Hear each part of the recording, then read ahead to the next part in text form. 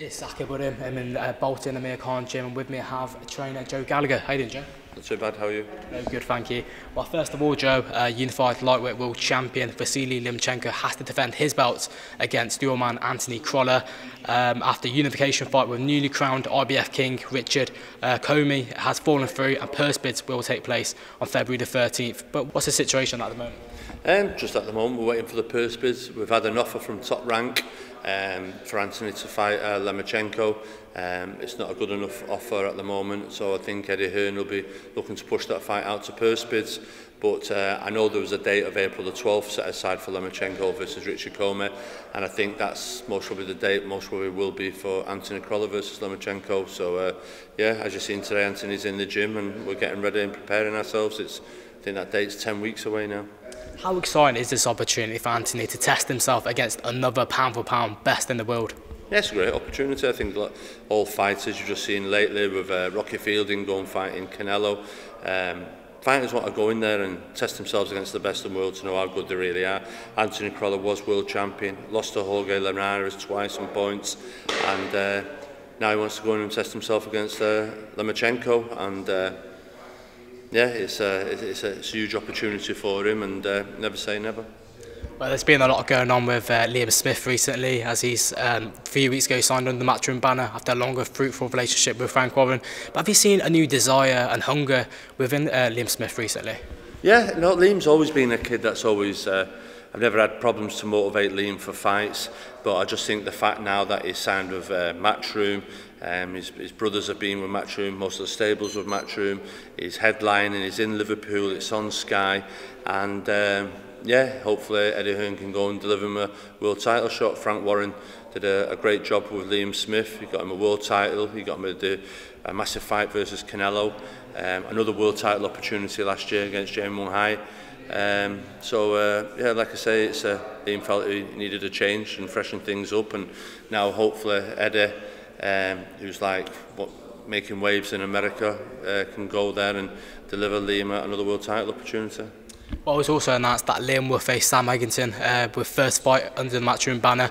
What was the reason behind choosing Sam Eggington as his next fight? No, I think they're both in-house Matchroom fighters. I think it was a fight they both know each other. They've done plenty of sparring with each other in the past before. Sam Eggington's most probably feels he's been brought in as a whipping boy. He'll be usually motivated. He's got a point to prove. And Liam Smith wants to show everyone that Matchroom are right in signing him. And I've always raved about Liam for years, and he's got the right platform now to go out there and show everyone how good he is. Well, Liam has signed a 3-fight deal with Matchroom, but is the plan for him to get back to winning a world title, providing it's past Sam Eggington? Yeah, Liam's always wanted the Jarrett Hurd fight, beat Sam Eggington, and we can't really talk past that, but I'd really like him to most probably fight for the European title or fight Safara, who fought Kell Brook. Yeah, and hopefully Eddie will deliver a world title fight then, but that's what I want for Liam. He's mixed at world title level before, he has been a world champion, and he wants to go in there and become a 2-time world champion. Well, Natasha Jonas also features in the undercard of Liam's fight in March 30th, her first fight back since her first defeat. But seeing her in and around in the gym, Joe, how has she reacted both mentally and physically from that defeat? Yeah, she's alright, she's back in, she's had a good break, she's had a good bit of time off. She's been doing some acting now. She's doing a drama series at the moment on Channel 5 that'll be coming out soon.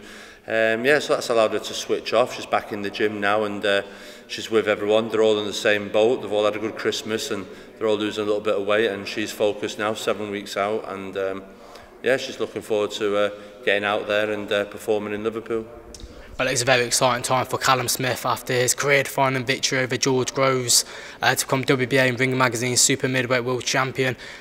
Joe, there's been a lot of talk about Anfield in the summer. Is that still the objective? No, I think it's a shame really. Liverpool Football Club, they got the licence, but they were asking too much money to hold it there, surprisingly, which it really shocked me really. I thought they'd be more accommodating when looking at the figures.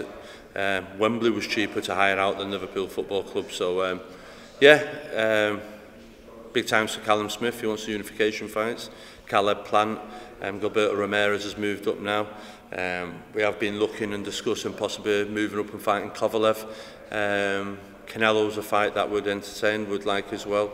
So yeah, we've got to sit down, we've got a meeting this week, and we've got to go and hopefully get the right fight for him in May, whether that's here in the UK, but in America, more than likely it'll be in America. Callum will fight in America in May. Well, we've seen Callum's most recent and former opponent, George Groves, retire from the sport of boxing at the age of 30. What's your thoughts on his retirement, Joe?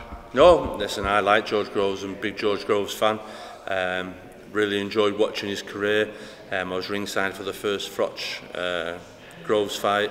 I was really pleased when he became world champion, and I enjoyed watching his fights back again when I was studying him. It was quite weird really, because we're going up against someone and secretly you're a fan of theirs, like, so but we had to go in there and be business-like and do the job. But George Groves, he's got out at the right time.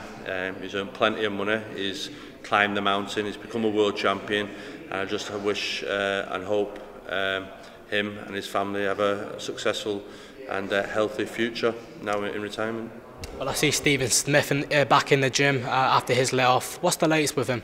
Yeah, Stephen's back in the gym, he's training. Most probably looking to get him out, possibly in the Liverpool show. Just get him back out and then go for that European title, and then another world title shot. That's the plan for Stephen Smith, 3 fights, and hopefully that's what will happen for him.